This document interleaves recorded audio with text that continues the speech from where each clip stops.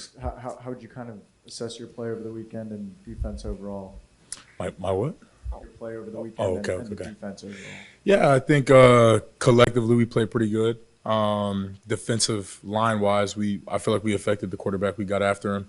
He did a good job getting depth in the pocket and getting the ball out, which kind of affected the sack numbers. But I think a lot of the non-stat sheet stats were pretty good for us as a whole. I think we could have done a lot better in the run game, but we left with a W. Our offense took care of us, and that's all you can ask for.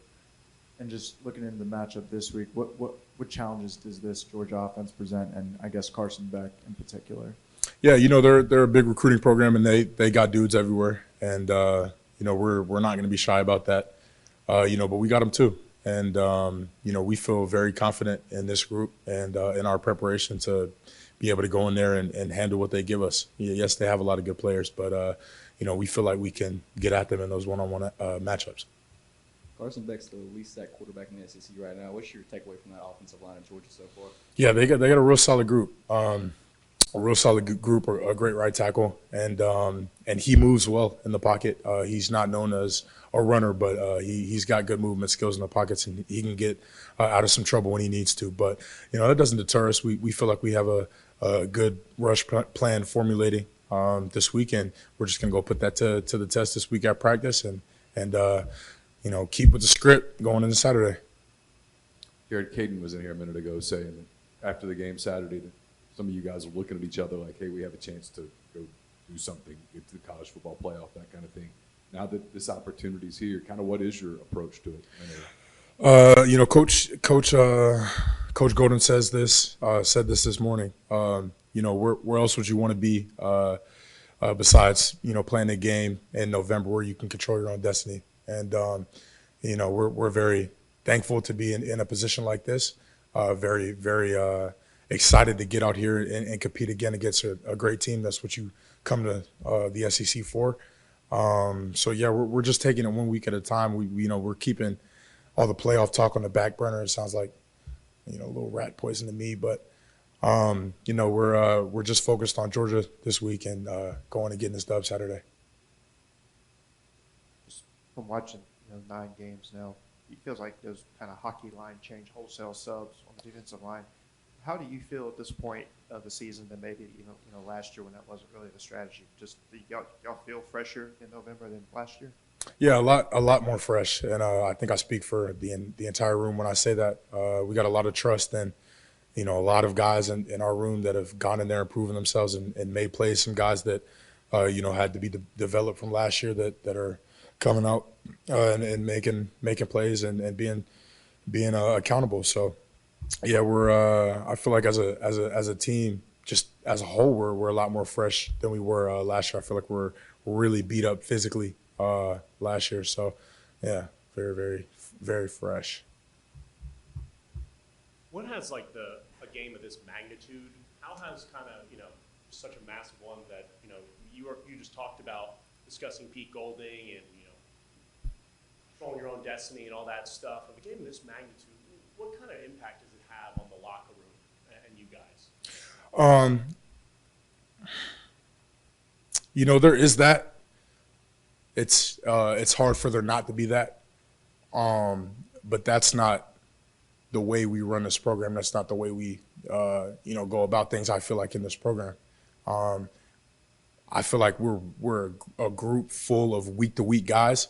Every week is the biggest week. Right, whoever we're playing is the biggest opponent.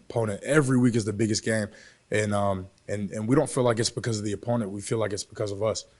And so we try to keep that mindset and take that mindset into every single week. Keep the same preparation no matter who the opponent is. The opponent could be nobody, and we're practicing just as hard as we are during a week playing a game as we are on bye. So, yeah, just keeping the main thing, and keeping stuff rolling. Davian Harris, I think he won or was recognized as SEC Defensive Lineman of the Week. Just besides his length, obviously that helped with the field goal block at the end. What else does he bring to the table for this defense? Yeah, Zay's got an unbelievable motor, unbelievable work ethic. He's an extremely disruptive player. We call him a crash dummy. He's just one of those guys who just goes. You know, he doesn't have an off switch. He doesn't pick and choose, you know, when he's going to go hard. And I think you can really see that on field goal block. One got blocked this past weekend, but 5 or 6 could have got blocked throughout the year. The way that guy goes into that rep and takes that, you know, serious and really tries to put the team on his back and change games.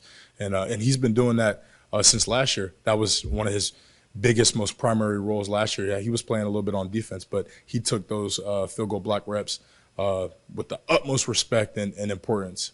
So I think for a guy that does that, for a guy that's able to be said about him, taking something, a role that might be viewed on the outside looking in as so small, so seriously, I think it's a real testament to his character as a person.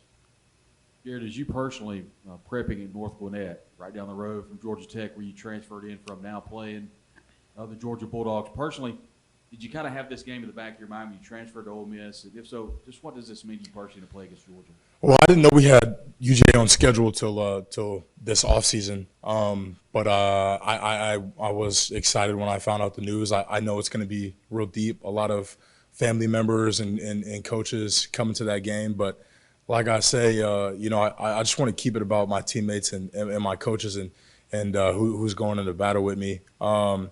That's when you get lost, man. You start thinking about all this other stuff. You know, at the end of the day, my hand goes in the dirt and I play a 5 technique. I play a 3 technique. It's as simple as that. You know what I mean? We're out there. We're just playing ball. You know, you don't even hardly hear the crowd. It's a factor, but you know what I mean. You learn to zone things like that out.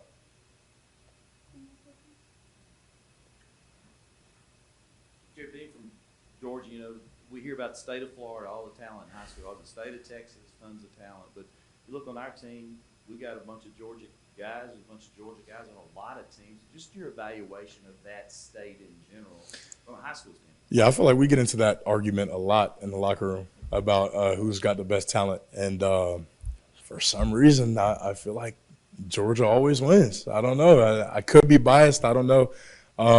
Yeah, but no, Georgia's an uber-talented state. Gwinnett is a uber-talented county. So I'm really thankful to be from there and grow up playing around guys like that.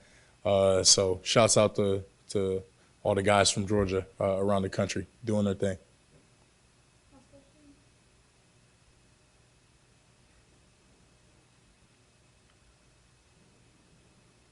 Jared, how do you approach preparing for an offensive line with, I guess, the athletic pedigree of what Georgia's going to throw at you? Yeah, we're watching a lot of tape and you know, seeing what they do schematically and being able to use our pre-snap keys to put us in the best position possible. Kind of know what they're running before they're running it to try to get any edge we can get. And then on top of that, just having our scout team guys go 1,000,000,000%. You know, that's the biggest factor that plays into these games is how hard those guys go throughout the week and the type of look we're getting throughout the week going into this Saturday. Thank you, guys.